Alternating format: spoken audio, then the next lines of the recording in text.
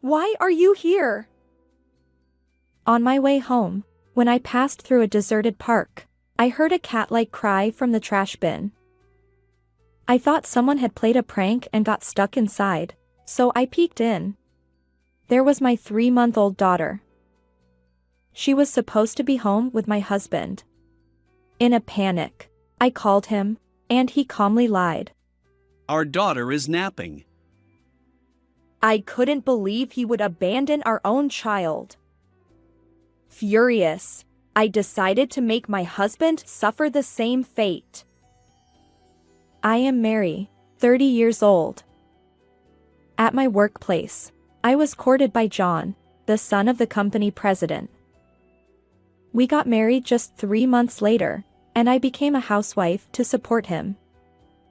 During our courtship and early marriage, John was very kind. My parents-in-law also blessed us, and I was living happily every day. However, as time went by, John's true nature, which I hadn't seen during our courtship, began to emerge. About half a year after getting married, I happily became pregnant. Since John and I had talked about wanting a child soon, I immediately shared the news. John said, Really? Yes. It must be a boy. I replied, We don't know yet, but as long as the baby is healthy, either gender is fine. John insisted. No, our child is definitely a boy. Despite my reservations, he was thrilled about the pregnancy. From then on, John took it upon himself to inform our parents and colleagues that we were having a son. He even assumed the baby's name would be male and started buying boys' clothes. His unwavering belief became more pronounced. I worried. Is John really okay with this uncertainty? Months later, during a prenatal checkup, we finally learned the baby's gender. I hesitantly told John, the baby is a girl. His reaction shocked me. What? Why a girl? I wanted a boy. I explained that we couldn't choose the gender, but she was healthy and would surely be adorable. John retorted, I don't care. It's because you didn't take proper care of yourself that it's not a boy. I was taken aback. I'd never heard that my lifestyle affected the baby's gender. John's unreasonable blame left me speechless. Despite my efforts, I couldn't argue with his absurd reasoning. Would he love our daughter when she was born? For the first time, I felt anxious about our life together. Since learning our child was a girl, John's attitude toward me grew noticeably colder. Today is the day to buy baby supplies. Remember? I reminded him. His response, I'm not in the mood, so I won't go. I sighed. This wasn't the first time he'd canceled plans related to our child. When he thought it was a boy, he eagerly prepared everything. Now that it's a girl, his motivation seems non-existent. In the evening, John finally returned home. I'm back. I'm starving. Is dinner ready? It'll take a little more time, so please be patient. Despite repeatedly breaking promises, John acted nonchalant. Annoyed, I couldn't help but respond in an irritable tone. What's with that attitude? It's nothing. You're so cheeky. Whose money do you think supports our life? Frustrated, John pushed me on the shoulder. Ouch! I never thought I would be subjected to violence. With my growing belly making balance difficult, I stumbled and fell backward. I never imagined he'd shove a pregnant woman. Shocked by his actions, I felt pain in my lower back and tightening in my abdomen. I instinctively clutched my belly and sank to the floor. Ouch, my belly! I'm sorry. Work has been stressful lately, and I lost control. I won't do it again. Perhaps seeing my distress, John hurried over, helped me up, and guided me to the sofa. He brewed a warm drink and brought a blanket. It was the first time in a while that he'd been so kind. Thank you. I'm okay now. Seeing John's concern, I wondered if stress was the cause of his behavior. I decided to forgive him. Sometime later, I safely gave birth to a lovely baby girl. I named her Helen. She grew up healthy and lively. As I'd feared during pregnancy, John remained indifferent to our daughter. Despite my disappointment, I hoped that fatherly instincts would eventually awaken in him. One day, while struggling with parenting Helen, I received a call from my mother.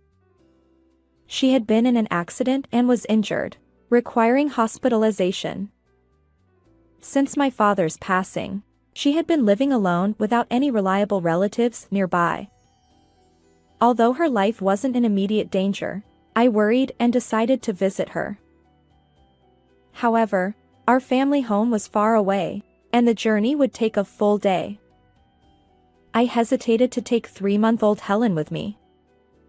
When I informed John that I was going to visit my mother, he responded with an indifferent, and showed no interest in coming along. Despite my concerns about leaving Helen, I had no other option but to entrust her care to him. Please follow the instructions for preparing the formula exactly as I showed you. If you're unsure, I've left notes, so make sure to check. John replied, I'll manage for a day. You better hurry, you'll miss the train. Reluctantly, he agreed to take care of Helen during my absence.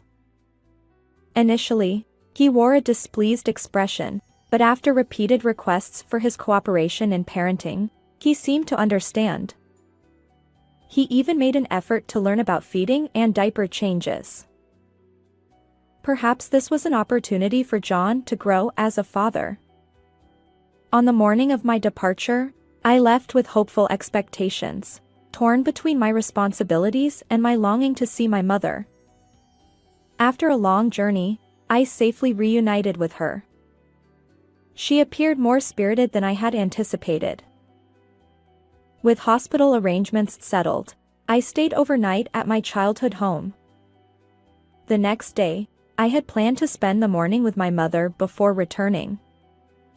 However, she called early, suggesting I come back sooner for Helen's sake. Worried about our child, I had initially told John I'd return in the evening. But I changed my plans, opting to take the first train home. As a result, I arrived at our nearest station well ahead of schedule, eager to see Helen. I walked briskly toward home. Wait, what's that sound? Along the path from the station to our house, there was a sparsely populated park. As I passed through, I heard something resembling a baby's cry. I glanced around, but there was no one else, no parents with children or anyone else nearby. It must be my imagination, a baby wouldn't be here. Perhaps it was just a kitten's mewing. Despite my rationalization, curiosity got the better of me, and I entered the park to investigate. As I walked, guided by the sound, it seemed that the cries were coming from inside a trash bin. Perhaps someone had played a prank, trapping a creature inside. Feeling sorry for it, I opened the lid to rescue whatever was stuck. But to my surprise, it wasn't a cat, it was Helen. What? Why is she here? I exclaimed. There she was, my daughter, Helen. Panic surged through me, but I quickly lifted her out of the trash bin. Helen cried intensely, but as I held her, she gradually calmed down. She looked at me and even managed a little smile. Relieved by her well-being, I sighed. But how could this be? Helen was supposed to be home with John. I hurriedly called John. Hello? How's Helen? John replied nonchalantly. Oh, she's napping, so no problem. I couldn't believe his obvious lie. Still, I managed a response and hung up. John likely had no idea I'd changed my plans and was already near home. He thought Helen's situation wouldn't be discovered, so he lied to me. Hearing his words, my trust and affection for him crumbled audibly. John had always wanted a son. Since Helen's birth, I hadn't seen him show any affection toward her. I hoped fatherly instincts would eventually emerge, but it seemed my wish fell on deaf ears. How could he abandon his daughter like this? Unforgivable. I resolved to seek revenge against John for subjecting my precious daughter to such cruelty. For now, what should I do? Taking Helen back to John's house was risky. After careful consideration, I decided to take her in a taxi to a certain location. As night fell, I returned home according to my original schedule. When I opened the front door, John came running from the back of the room, looking frantic. It's terrible. I accidentally fell asleep, and Helen is gone. She must have been kidnapped. That's serious. Let's call the police right away. I decided to play along with his story. The police? Isn't it too early for that? My mention of the police visibly unsettled him. Ignoring his reaction, I pretended to report the situation on my phone. John panicked and knocked the phone out of my hand. His face contorted, and he was breathing heavily. I steeled myself and got to the heart of the matter. Actually, did you take Helen somewhere? What? You suspect me? But Helen might have been abducted, and you haven't even contacted the police. Doesn't that seem strange?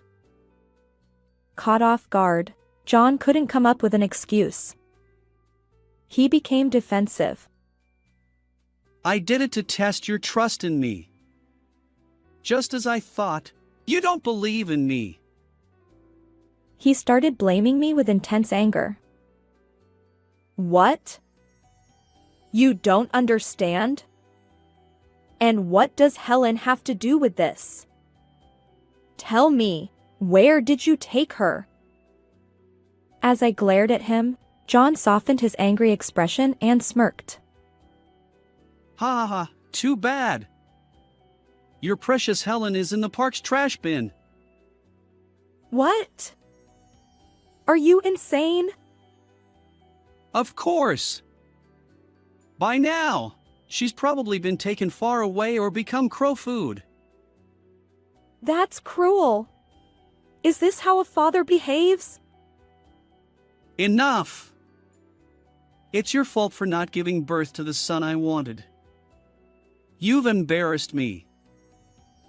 John admitted to being the culprit but continued to shift blame onto me. He had done something outrageous and was now trying to pin it on someone else. I couldn't contain my rage at his ugly behavior. I'm going to the police! Humph. Go ahead if you can. You're the one in trouble, Mary. As a stay-at-home wife, how will you survive without me? That's irrelevant. I can't continue with someone who subjected my precious Helen to this. Well, it's your fault for not giving birth to the heir my parents expected. You've let them down and brought shame upon me. John's selfish behavior left me dumbfounded. He said, Listen, you only need to do what I say. Forget about Helen and quickly give birth to the next boy. With a smug expression, he laughed at me, and I glared back in frustration. Then, the front door opened. Standing there were my in-laws, holding Helen. John's eyes widened in shock as he saw the parents he hadn't expected and the daughter he thought he'd abandoned. He nervously wiped his forehead, sweating. The truth was, after ending the call with John at the park where I found Helen, I took a taxi to my in-laws' house. I happened to find Helen and rescued her. I've already informed your parents about this incident, I explained to him. His parents had heard John's verbal slip outside. My father-in-law shouted at John. How could you abandon your own child like that? John stammered, unable to come up with an excuse. My father-in-law continued. You were fixated on having a male heir, but just being a boy doesn't guarantee succession. You're fired. John tried to protest, but my father-in-law wasn't swayed. We'll also nullify any talk of you being the next company president. Our family ties are severed, so don't come to us again. John, who had always been confident and boastful at work, couldn't defy my strict father-in-law. John trembled and shed tears. I said, Since I'm the leaseholder of this apartment, get out now. John pleaded. Wait, Mary, are you really abandoning me too? Despite losing his job and being rejected by my in-laws, he desperately apologized. Please forgive me. I'll properly care for Helen from now on. What? Now you say that? You abandoned your own child, and just because she's not a boy? I messed up, but I don't need to obsess over an heir anymore. It's fine.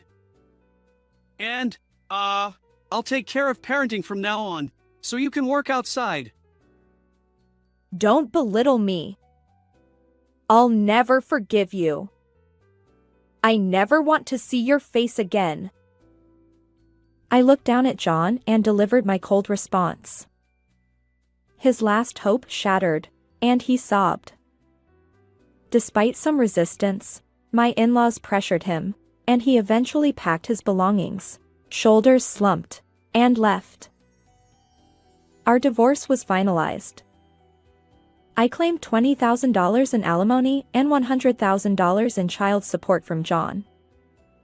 My in-laws covered the payments up front, and John, now jobless and abandoned by his parents, lives in a rundown apartment, working tirelessly at a physical labor job day and night. As for Helen and me, we returned to my hometown where my mother lives. We live happily with my recovered mother and our adorable daughter. We maintain a relationship with my in-laws, and Helen is thrilled when they visit. Together, we shower Helen with love and ensure her happiness. How did you like this story? If you enjoyed it, consider subscribing to our channel. Until next time. My name is Vanessa. I am a 38-year-old housewife and work as an illustrator. My husband, Randall, and I have been together since high school and finally got married at the age of 33 after 16 years of dating. He is a lawyer, and it's been 5 years since he established his own law firm. The firm has grown significantly, thanks to word-of-mouth referrals from clients, and he now has staff working for him. 2 years ago, after both our careers had settled down, we began trying to conceive, and we are now expecting a child. I am very happy. One day, I received a phone call during this happy time. Long time no see, sis. Are you and Randall free this Saturday? I have someone I want to introduce to you. I'm free, but I'll have to check with Randall when he gets home. Who do you want to introduce? Oh, stop it. Just wait until then. It's a surprise. Cameron is my younger brother, 10 years my junior. To me, he's like my own child. Our parents passed away when I was in my 3rd year of high school. Our father, a firefighter, drowned while rescuing a child from a river near our home. The incident was so sudden that our mother weakened mentally and physically, and soon after, she also passed away. I decided to forego university, which I had just been accepted into, to work and raise Cameron until he became a responsible adult. I never imagined the day would come when he would want to introduce someone to me. Randall had a break from work that weekend and made time for Cameron. I was looking forward to that day. Finally, Saturday arrived. Cameron was supposed to come around 11 a.m. We planned to chat at home before going out to a nearby restaurant for lunch. Right on time, Cameron arrived at our home. Hey, sis. Long time no see. How have you been? Welcome. Haven't you grown a bit since last time? We exchanged pleasantries, and then a petite woman peeked from behind him, bowing slightly. So, the person you wanted to introduce is this lovely lady? Yes. Let me introduce you. This is my fiancée, Leah. Nice to meet you. I'm Cameron's sister. Come on in, no need to stand at the door. Randall and I exchanged glances, surprised by the name Cameron introduced. Leah seemed like a cute, modern young woman, with flashy nails and piercings. She bowed again and followed Cameron into the living room. Let me formally introduce you. This is my fiancée, Leah. Isn't she cute? Nice to meet you. I'm Leah. It's a pleasure. We greeted each other in the living room, but Leah, perhaps because she was shy, didn't talk much. Instead, she avoided eye contact with me, glancing around the room as if she were inspecting it. Nice to meet you. Again, I'm Cameron's sister, Vanessa. And this is my husband, Randall. Nice to meet you. Cameron told me he had a cute girlfriend, and he was right. Oh, was that inappropriate? Sorry. Randall, worried that he might have said too much, inadvertently lightened the atmosphere with his words, and the conversation continued with smiles. Oh, thank you. Leah, how old are you? Where did you meet Cameron? I'm 22. We met at a dinner party. I see. So young. I'm envious. At 40, I couldn't help but feel envious of Leah's youth. I wonder what I was doing at 22. Though I had no regrets, it was a time of both fun and hardship. As I reminisced about my past, Randall spoke up. That sounds nice. I wish I could have gone to such parties. He sighed with a smile. Randall, you were always supporting my sister who was working so hard. I really appreciate it. Hearing this, Leah leaned forward and spoke to me. Vanessa, when did you start working? Right after graduating high school. I was working in a factory when I was around your age. After high school, I was assigned a job by the Career Guidance Office and worked at a factory for 14 years until Cameron graduated from university. Leah looked at me with pity in her eyes. You must have had a tough time. Working nonstop without going to university. Hearing this, Cameron, who had been enjoying the conversation, now looked downcast. I told Cameron, "I don't want you to think it was your fault. It wasn't really tough. I had fun. I might have entered the adult world a bit earlier than others, but it was interesting." "Leah, are you a university student?" "Yes, I'm planning to submit our marriage registration as soon as I graduate and become a housewife." Hearing this, Cameron lifted his face, and his smile gradually returned, which relieved me. Leah wanted to marry while still a student, but Cameron, being a firefighter, convinced her to wait until she graduated. Leah reluctantly agreed. Her family runs a company, so she's never had to worry about money and has never worked a part-time job. Perhaps because of this, she thinks that women who don't work are the winners in life and seem to pity me for having worked. While I don't think people who work are necessarily superior, I believe work experience is an essential skill for life. I realized that Leah and I had different values, but she's still in her early 20s, so I decided to let it go. Afterward, we went to the reserved restaurant, had various conversations, and enjoyed our meal. Cameron, why is she his choice for a wife? They haven't even been dating for 6 months, right? After Cameron and Leah left, Randall muttered, "Well, the length of time before marriage varies from person to person. As long as Cameron is happy, that's all that matters." But yes, she certainly seemed like a sheltered young lady. Initially, I was simply happy that my little brother was getting married, but Randall's words made me a bit uneasy. 2 months passed since Cameron introduced Leah to us, and they were coming over again. This time, they wanted to hand-deliver the wedding invitations. As soon as Cameron entered the living room, he handed me an invitation. The wedding is set for 3 months from now, in March. Both of you must come. Oh, that's quite soon. I wondered if they could manage such a large event in time. Leah insisted on having the wedding right after graduation. Well, the younger, the cuter, right? I stared at Leah, unable to help myself. Is there something on my face? She looked back at me with a displeased expression.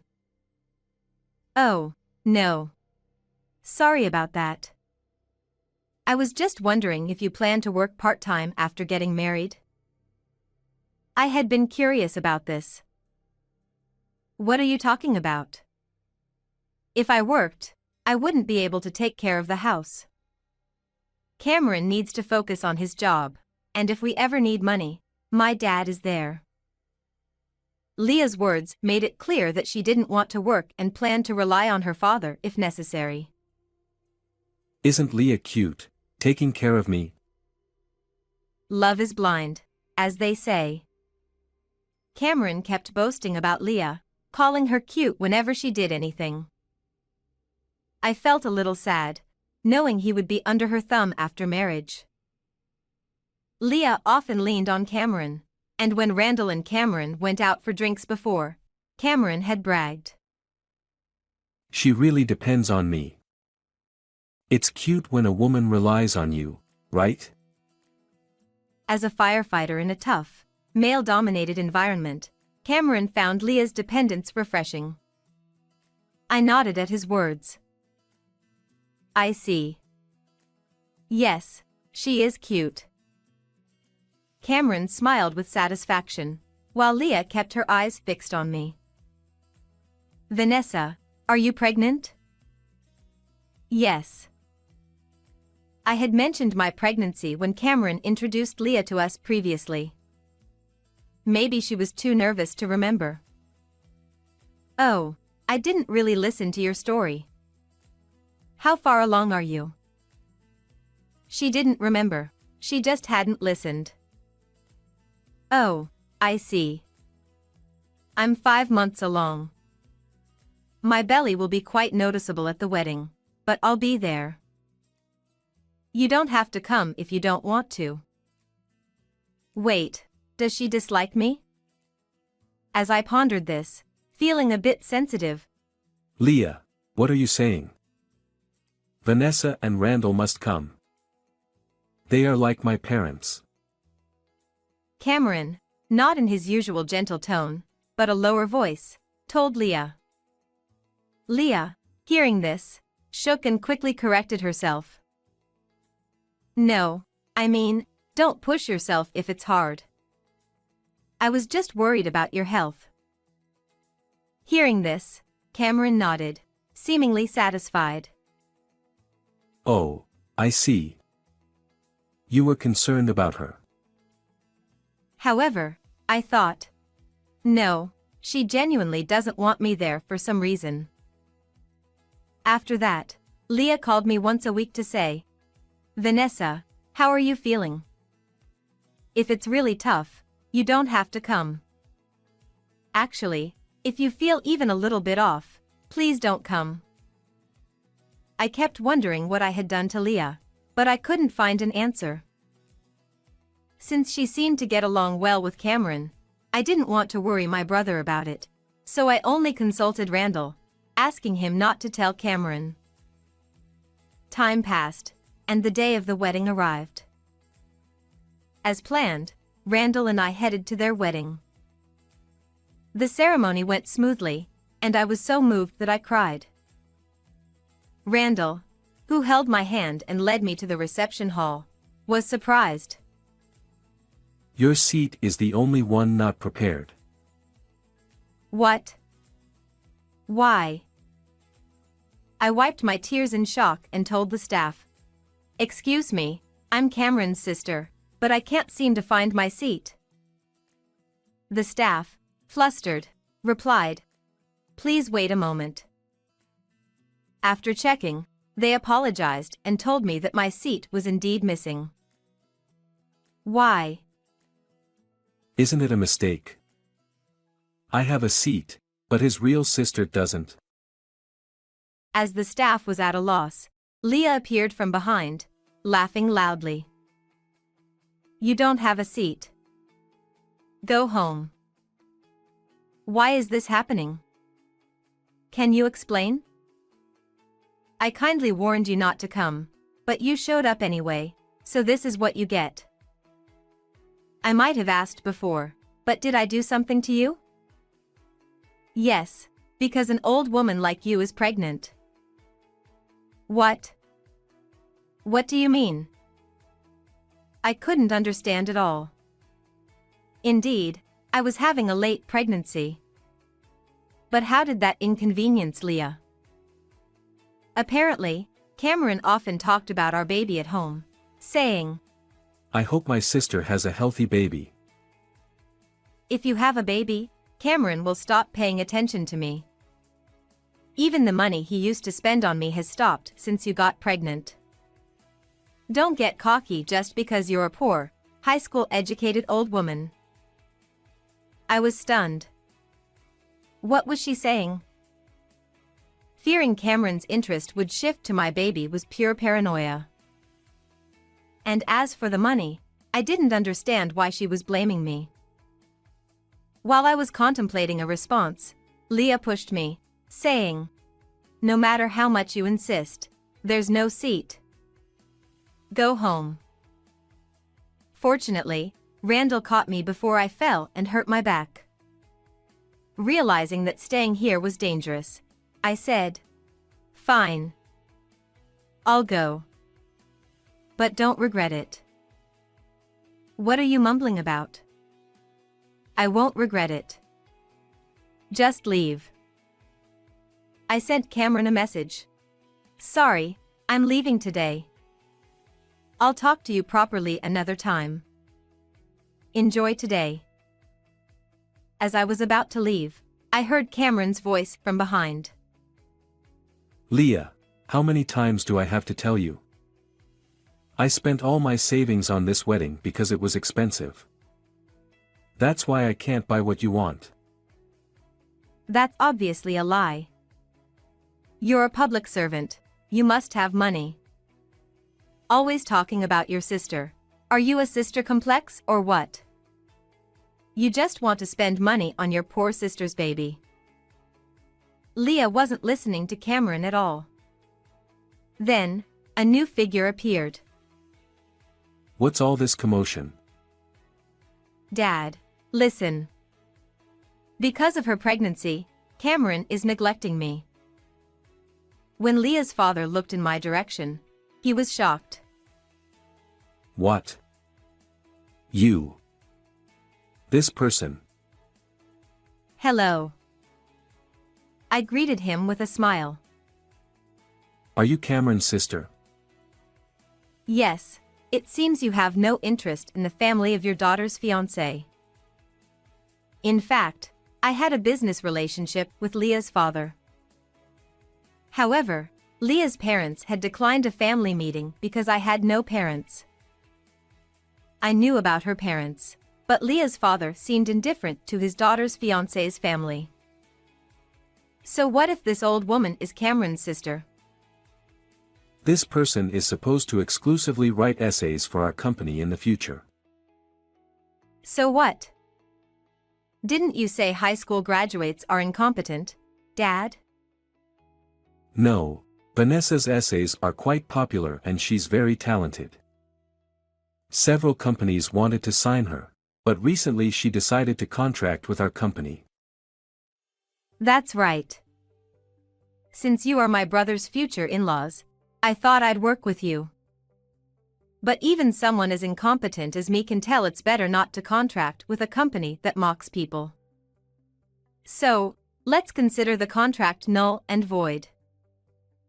No, this is a misunderstanding. I didn't realize Cameron's sister was such a talented person. I graduated high school and started working right away to raise Cameron into a fine adult. Thanks to that, he grew into a respectable young man. Now, I'm a self-taught illustrator. Education doesn't matter. Besides, I'm not poor. While working at the factory, I also drew illustrations as a hobby. Posting these on my blog brought in some income, allowing me to quit the factory and become a full-time illustrator. Over the years, several publishers approached me to turn my blog into a book. Leah's father tried to make amends, fearing the loss of our contract, but Randall intervened. Please stop for my wife's health. Just then. It's almost time. The staff had come to fetch Leah to change into her reception dress, but Cameron replied, Cancel the reception. Inform the guests it's now just a dinner. Hearing this, Leah screamed. What? Why? I was about to wear a beautiful dress. Cameron had decided not to marry Leah. After hearing your conversation, I realized you just want my money. You're taking it out on my sister because you're not getting your way. I can't be with someone who throws hysterics when things don't go their way. Cameron explained calmly, pushed the clinging Leah away, and went to the reception hall to explain the situation. As they had planned to submit their marriage registration after the ceremony, it ended as an engagement cancellation. Since Leah caused the cancellation, she was responsible for all the fees. Cameron later told me the sudden wedding with many added options cost at least $100,000, not including the honeymoon. Leah had to cover these costs herself since her parents were also in trouble, working day and night to pay off the debt. Meanwhile, I safely gave birth to a daughter. Though recovery took some time, seeing my daughter's sleeping face filled me with happiness. Cameron dotes on his niece and visits every weekend, competing with Randall for her attention. I hope he finds a good partner soon. How was today's story? Don't forget to subscribe to our channel. See you in the next video.